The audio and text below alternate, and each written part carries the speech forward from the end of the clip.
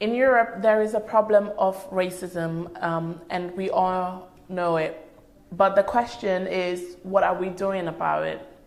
In Italy specifically, racism and discrimination of the other are so embedded in the social and political arena that it has become the norm. European nations have laid the foundation for a history of colonization, a history of slavery, a history of dehumanization of people of African descent and other non-European people.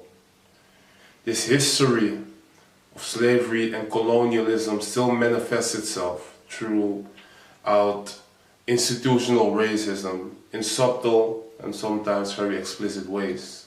As we look at the situation of black people in this country, we find that black people are disproportionately affected by racism in the education system, in the housing system, and in the healthcare system, and of course also in the context of racial profiling, which is on the rise in the context of increasing securitization across the country.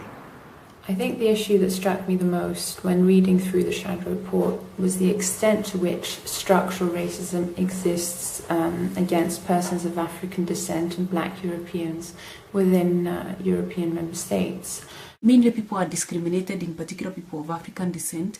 They are unable to access employment, or they are faced with a lot of exploitation and discrimination when they are in employment, and these really need to be looked into. Worryingly, Afrophobia is growing more and more due to the migrants' challenge to a model of Europe as fortress, to the impoverishment of many European citizens, to the political and mediatic speculation of the fear of common people.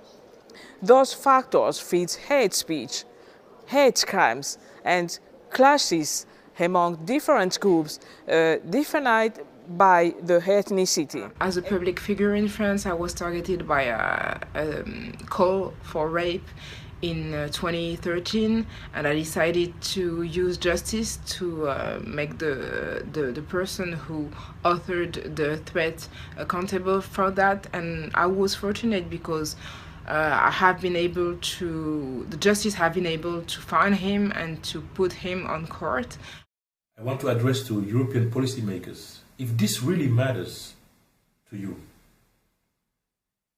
implement drastic, specific measures to tackle this.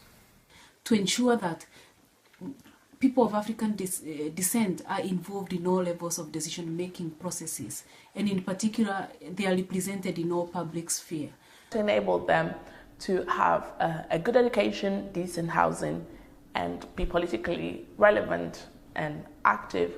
A first step to be able to do this is to amend the legislation regarding the acquisition of citizenship, which will allow many second-generation black Europeans to find their place in society and consequently move forward from that.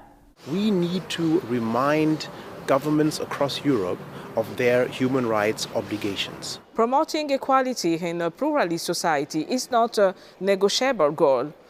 Social inclusion and social cohesion are conditions to get wellness and peace.